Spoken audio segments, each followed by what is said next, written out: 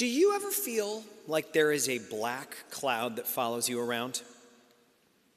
Like that there's kind of a curse on you or a hex or something, like things never go right? Is that kind of a thought that you have? Things never go right for me. Are you someone who feels like, it feels like if I didn't have bad luck, I wouldn't have any luck at all? Some of us really feel that way. And in fact, some of us apply that not just to ourselves, but to all of life. We think everything's like that. We believe in this law called Murphy's Law. Are you familiar with that? Anything that possibly could go wrong definitely will. A lot of us believe that you can count on any good deed being punished. We say no good deed goes unpunished. And good guys always finish last. Scientists tell us that it's natural for us to do that. And it's because our brains are engineered to help us stay safe and to help us avoid negative things from happening. And so one of the ways to do that is to remember the last time a negative thing happened so we remember to avoid it. Our brains focus on the bad things more than the good. So one way to think about that is bad things stick to our brains like Velcro. And all the good stuff slips off like Teflon. That's what we're hearing about in the gospel today. The apostles had already seen Jesus once, and the first time they were thrilled. It took them a while to figure out it was him, but then they were like, oh my gosh, he's alive, we saw him. Suddenly our eyes were opened, we knew it, he was alive. But this time, he shows up again, and they're terrified all over again. What is going on there? It's because Good Friday is like Velcro. You don't experience Good Friday and just forget about it. You don't put that behind you very fast. They're never going to forget the blood, the shouts of the Roman soldiers. They're never going to forget the fear that they felt. They're never going to not remember that his friends denied him and ran, that everybody fled, that his mother had to stand there helpless. That is something that clings to us. And it caused a lot of the people who watched it to have all of their ideas about life being cursed reinforced. People watched and they said, see, no good deed goes unpunished. See, good guys really do finish last. It was like Murphy's Law on a cosmic scale. And if that's where the story ended, we would have to respect that. But that's not where the story ends. Easter is the center of everything, and we have to make room for it. We have to somehow allow Easter to become a little bit stickier, like Velcro, and allow Good Friday to loosen a bit, to slide off a little bit better. If you're like me, a lot of us Catholics have a lot easier time with Lent than we do with Easter. We know what to do with Lent. Feel bad, give stuff up. Focus on your guilt a little bit. Decide to give something up, and then discipline yourself. For a lot of us, Lent makes perfect sense, and we feel very at home going to the Stations of the Cross and focusing on 14 of the hardest moments. That's natural. But then what do we do at Easter? We kind of don't know what to do. We're kind of left with like, God, what should we do now? It's the third week of Easter. Do you want us to give something up? And God's like, no. What should we eat, God? Should we eat dry toast and water? God's like, no, you should feast. It's Easter. I want you to be happy. You know what a good example is? Divine Mercy Sunday, which we celebrated last week. A lot of us Catholics do not know how to celebrate that at all. We wind up making it like another Lent. We're like, I got to go to confession. Why? Because it's Divine Mercy Sunday. But you just went. Yeah, I know. But I mean, we have to beg him for mercy. Jesus says, no, you don't have to beg me. I'm giving you mercy. That's what Easter's all about.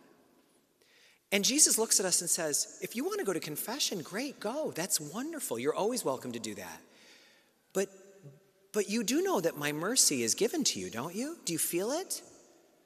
You're not more focused on Good Friday than on Easter, are you? We know that the message of Jesus coming was God so loved the world that God sent us Jesus, not to condemn the world, but to save us. But the problem is guilt and shame are like Velcro. And love and mercy is like Teflon. So we need to learn how to make Easter stickier in our lives. On Monday, we at SMSA did something really, really cool. We took a bunch of our middle schoolers up to the Adirondacks to experience the total eclipse in totality. It was so awesome. Some of you I know were there, and I'm seeing the smile on your face. It was something we'll never forget. We were on this Adirondack Lake at the site of Marion Lodge, for those of you who went there back in the day, now Pyramid Life Center. And when the moon came in front of the sun, you know what it looked like? It looked like in the old days when you would break a thermometer and mercury would get out, liquid. It was like a blob of liquid mercury over the sun. And if you didn't go up to totality, you're not going to know exactly what it was like, because it got totally dark. And the birds stopped singing and flying, and it got cold. And there we were with tears in our eyes and a lump in our throat, and all of us will never forget who was there and what it was like. It was just amazing. And then we all got in our cars and drove to the Northway with 5 million other people. We had just been at the cosmic dance of the sun and the moon, and it was like heaven and earth were meeting. And then on the Northway, someone cut me off. And I realized that solar eclipses are like Teflon, and bad traffic is like Velcro. Why do we do that?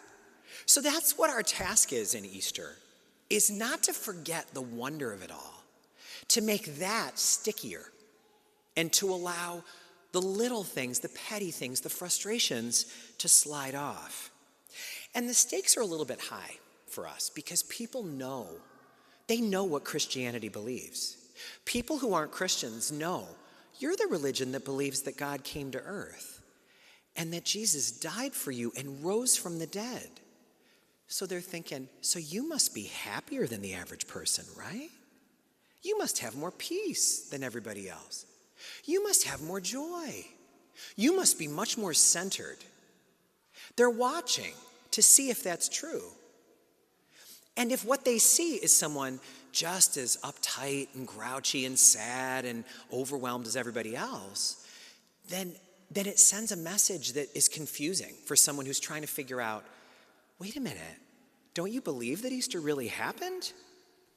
And that's what we're doing this week in the book Rebuilt Faith. There's still a couple of copies left back there for those of you who haven't gotten one.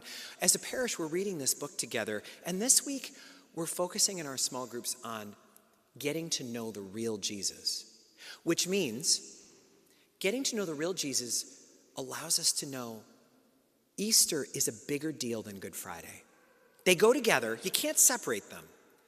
But the headline is not Good Friday. If the Chronicle came out, it wouldn't say, Jesus dies on the cross, more details on page 7. It would say, he rose from the tomb. Hear about how he got to the tomb on page 7. The headline is not the suffering and the dying and the misery. The headline of life, thanks to Easter, is joy and peace and overcoming. And it does not promise that no longer will bad things happen. We're still going to see people get punished for good deeds. We're still going to see good people finishing last. We're still sometimes going to be going somewhere important and hit red lights every step of the way. But what Easter says is, relax. Everything's rigged in your favor. Easter says everything's rigged in our favor. We can take risks. We can live this faith in lots of ways because everything is rigged to our benefit. We're not cursed. We're blessed. Things aren't rigged against us. They're rigged for us. Easter says, you know those bad things that you rehearse all the time? Spray Teflon on those and cling to Jesus like Velcro.